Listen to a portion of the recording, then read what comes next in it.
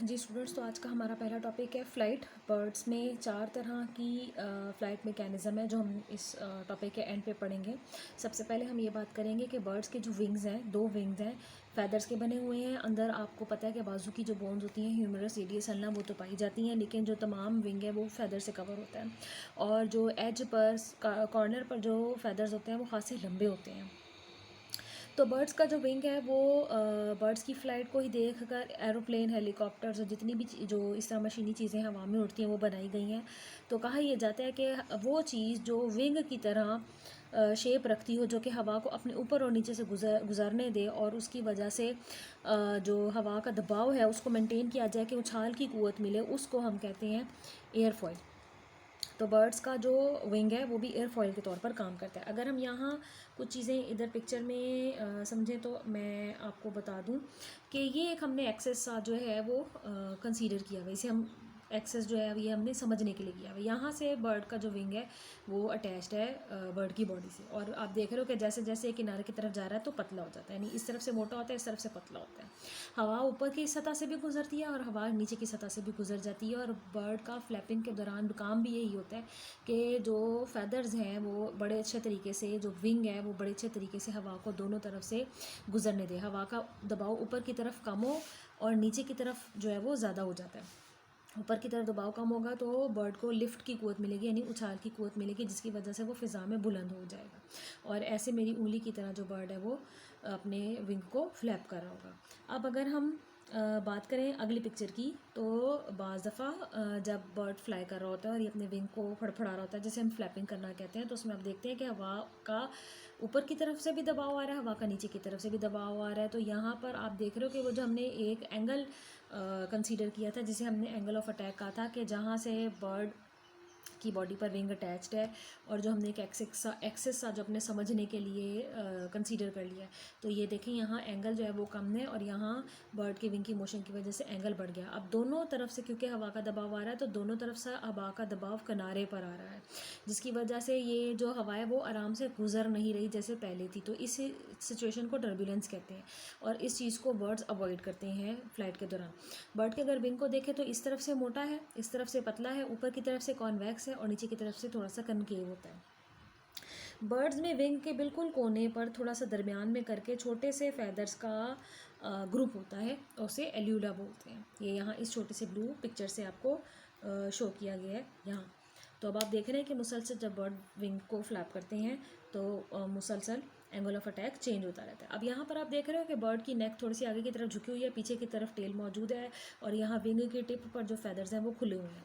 तो बर्ड्स जब नीचे की तरफ कर रहे होते हैं फ्लैप, तो वो अपने विंग को पहले ऊपर करते हैं, फिर अपने विंग को नीचे करते हैं। तो इस दौरान जो टिप पर फैदर्स होते हैं जो खासे लंबे होते हैं वो खुल जाते हैं, लेकिन बर्ड बाज़ दफ़ा उनको अपनी ज़रूरत के मुताबिक फ्लाई करते करते इन खुले हुए फैदर्स को बंद भी कर लेता है, ओवरलैप भी कर लेता है। तो ये दोनों चीज़ें जो होती हैं वो डिपेंड करती हैं कि बर्ड ऊपर से नीचे की तरफ फ्लाई करके आ रहे हैं या नीचे से ऊपर की तरफ उसने उन्हें। अब यहाँ आप देख रहे हो कि तमाम पिक्चर्स में जो टिप पर फैदर्स हैं वो बहुत बेहतर तरीके से खुले हुए हैं, लेकिन जब बर्ड अपने विंग को इस तरह से मूव करता है कि ये जो फैदर्स होते हैं जो टिप पर पाए जाते हैं ये आपस में बंद हो जाते हैं, तो इनमें खाली जगह नहीं बचती और जब ये ऐसे फैल जाते हैं तो इनमें खाली जगहों को स्लॉट्स कहते हैं।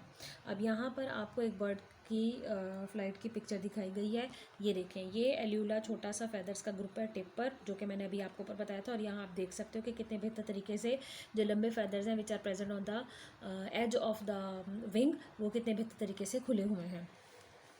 अच्छा, अब मैं आपको कुछ और चीज़ें जो इम्पोर्टेंट हैं इसमें वो बताना चाहूँगी कि मुख्तलिफ बर्ड जो हैं वो मुख्तलिफ तरीके से फ़्लाई करते हैं और बेसिक जो उनका मैकेनिज़्म होता है फ़्लाइट का वो एक ही होता है।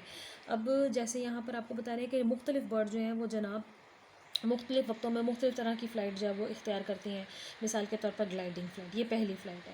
ग्लाइडिंग फ़्लाइट वो होती है कि जब परिंदा ऊपर ऑल्टीट्यूड पे ज़्यादा फासले पर है ज़मीन से और वो नीचे की तरफ आना चाह रहा है, तो उस वक्त अमूमन जो है वो ग्लाइडिंग फ़्लाइट बर्ड्स करते हैं। इस दौरान ये विंग को मेरे हाथ की तरह स्टेशनरी रखते हैं, यानी ऐसे फ्लैप नहीं करेंगे और एक एंगल बना कर रखेंगे, जिसकी वजह से जो हवा है वो ऊपर और नीचे विंग के दोनों तरफ से गुजर जाएगी और बर्ड आहिस्ता आहिस्ता जो है वो नीचे की तरफ आ जाएगा, यानी जो ऊंचाई की तरफ जितना वो गया था वो नीचे आ जाएगा। स्कूल वाले प्रोग्राम और उसके बाद जो अगली हमने बात करनी है वो फ्लैपिंग फ़्लाइट है। फ्लैपिंग फ़्लाइट जो है उसमें बर्ड जो है वो अपने विंग को फड़फड़ाते हैं। और ये जो फ्लैपिंग फ़्लाइट है ये रेगुलर फ़्लाइट है बर्ड्स की, जिसमें वो ज़्यादातर नीचे वाली लोअर ऑल्टीट्यूड से ऊपर की तरफ जो है वो फ्लाई करते हैं। अच्छा, अब एक और चीज़ मैं आपको बताना चाहूँगी यहाँ पर कि बर्ड्स में क्योंकि शेप्स भी फ़र्क हैं, साइज़ेस भी फ़र्क है, तो उनके मुताबिक उनके जो फ़ेदर्स हैं और उनके जो विंग्स हैं वो उसके मुताबिक काम करते हैं। और बेसिक पैटर्न जैसे मैंने आपको भी बताया कि सेम होता है। तो एक और फ्लाइट है, तीसरी सोअरिंग फ्लाइट है। ये जनाब बर्ड को अलाउ करती है कि वो हवा में सस्पेंडेड रहता है और एनर्जी एक्सपेंड नहीं हो रही होती। अब मैं इसकी आपको एक पिक्चर दिखाना चाहूँगी कि इसका क्या कहने का मतलब है।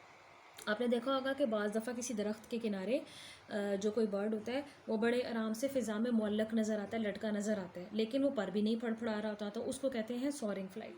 तो इसमें सोअरिंग फ्लाइट कैसे पॉसिबल होती है कि ये निचली सतह पर होने वाली फ़्लाइट है और इसमें बर्ड्स के जो फ़ेदर्स होते हैं और जो विंग होता है वो स्टेशनरी रहता है। इसमें एनर्जी का ज़्यादा इस्तेमाल वो नहीं करता और हवा का दबाव क्योंकि लोअर सतह पर कम होता है, तो वो इतनी देर में इतनी ऊंचाई में यानी थोड़ी ऊंचाई में बर्ड को फ़िज़ा में मुअल्लक रखने में मदद देता है।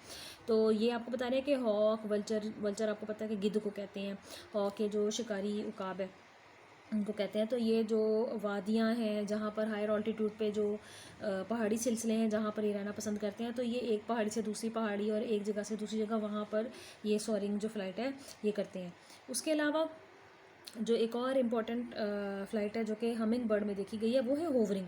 होवरिंग फ़्लाइट में क्या होता है, मिसाल के तौर पर इसी बर्ड को अगर हम कंसीडर करें कि ये हवा में आपको मौलिक नज़र आ रहा है, बर्ड कहीं से भी इसने अपने आप को अटैच नहीं किया हुआ, लेकिन इस दौरान ये मुसलसल अपने विंग्स को फ्लैप करेगा, मगर पोजीशन चेंज नहीं होगी, इसी जगह पर रहेगा, हवा में मौलिक ही रहेगा, दाएँ से बाएँ, बाएँ से दाएँ, ऊपर से नीचे, नीचे से ऊपर नहीं जाएगा, अपनी जगह पर रहेगा, लेकिन जो फ्लैपिंग है वो करता रहेगा।